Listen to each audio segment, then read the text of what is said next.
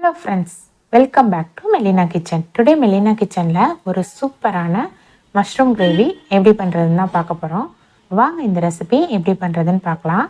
First இந்த recipe பண்ணுறதுக்கு ஒரு பேனில் 2 டேபிள் ஸ்பூன் எண்ணெய் சேர்த்துக்கோங்க. எண்ணெய் நல்லா சூடானதும் 3 கிராம்பு, 3 பட்டை, 1 ஏலக்காய், கொஞ்சமாக கல்பாசி சேர்த்துக்கலாம்.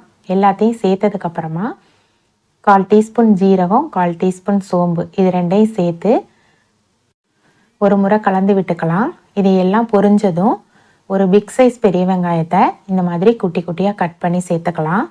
அது கூடவே ஒரு கொத்து கருவேப்பிலை, நெக்ஸ்ட்டு இந்த ரெசிபிக்கு தேவையான அளவுக்கு உப்பு சேர்த்துட்டு வெங்காயம் நல்லா கண்ணாடி பதம் வர வரைக்கும் வதக்கிக்கலாம். இப்போ வெங்காயம் நல்லா வதங்கிருச்சு. இந்த ஸ்டேஜில் 1 ஸ்பூன் இஞ்சி பூண்டு பேஸ்ட்டு சேர்த்து அதோட பச்சை வாசனை போகிற வரைக்கும் நல்லா வதக்கிக்கலாம்.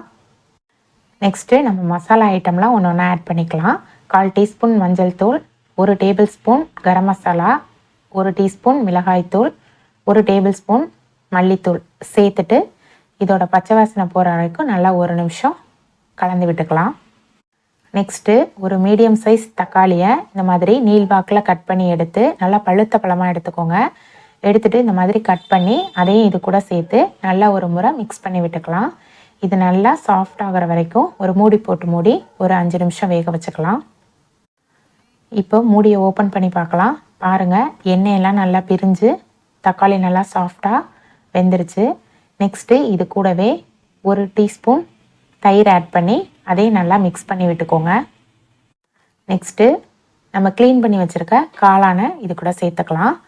நான் இன்றைக்கி 250 கிராம் மஷ்ரூமை இந்த மாதிரி க்ளீன் பண்ணி எடுத்திருக்கேன். அதை நம்ம இதில் சேர்த்து நல்லா மிக்ஸ் பண்ணி விட்டுக்கலாம்.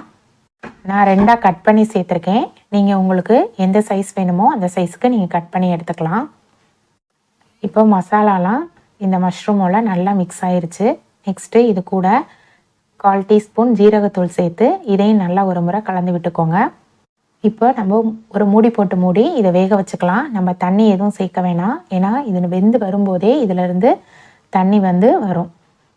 இப்போ பாருங்கள், தண்ணி நல்லாவே வந்திருக்கு. இந்த தண்ணியே போதுமானது. உங்களுக்கு தேவைப்பட்டால் ஒரு 1/4 டம்ளர் சேர்த்துக்கோங்க.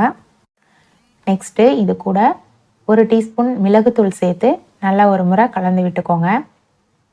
இப்போ மூடியை ஓப்பன் பண்ணி பார்க்கலாம். இதில் 1 ஸ்பூன் நெய் சேர்த்து அது கூடவே கொஞ்சமாக மல்லித்தலை சேர்ந்து மிக்ஸ் பண்ணி விட்டால் ஒரு சூப்பரான மஷ்ரூம் கிரேவி ரெடி ஆயிடுச்சு. இதை நீங்களும் உங்கள் வீட்டில் ட்ரை பண்ணி பாருங்கள்.